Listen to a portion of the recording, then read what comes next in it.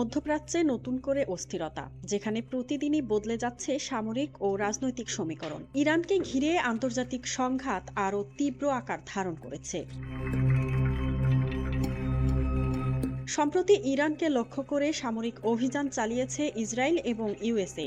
একাধিক বিমান ও ক্ষেপণাস্ত্র হামলার মাধ্যমে দেশটির গুরুত্বপূর্ণ সামরিক স্থাপনা লক্ষ্যবস্তু করা হয় বলে আন্তর্জাতিক গণমাধ্যমে জানানো হয়েছে।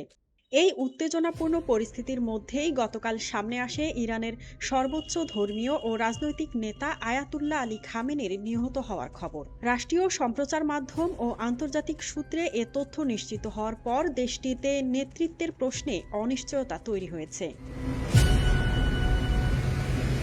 খামেনির মৃত্যুর পর ইরানের অভ্যন্তরে নিরাপত্তা জোরদার করা হয়েছে। সামরিক বাহিনী সর্বোচ্চ সতর্ক অবস্থায় রয়েছে এবং সম্ভাব্য প্রতিক্রিয়া নিয়ে জল্পনা কল্পনা চলছে।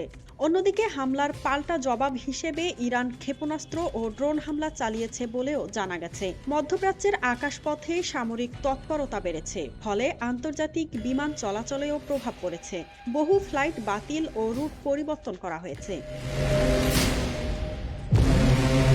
এই পরিস্থিতিতে আন্তর্জাতিক মহলে উদ্বেগ বাড়ছে। ইউরোপিয়ান ইউনিয়ন এবং মধ্যপ্রাচ্যের দেশ ওমান সহ বিভিন্ন পক্ষ যুদ্ধবিরতির আহ্বান জানিয়েছে এবং কূটনৈতিক সমাধানের উপর জোর দিচ্ছে।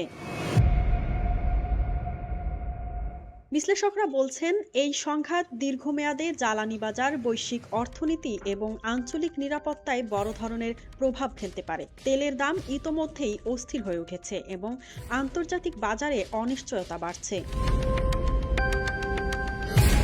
সামরিক উত্তেজনা, রাজনৈতিক অনিশ্চয়তা এবং আন্তর্জাতিক কূটনৈতিক তৎপরতার মধ্যেই ইরান কেন্দ্রিক সংকট এখন এক গুরুত্বপূর্ণ মোড়ে দাঁড়িয়ে। পরিস্থিতির পরবর্তী গতিপথ নির্ভর করছে আসন্ন কূটনৈতিক ও সামরিক সিদ্ধান্তের উপর। মাযহাবিন মৌ, ডেস্ক রিপোর্ট, RMB নিউজ।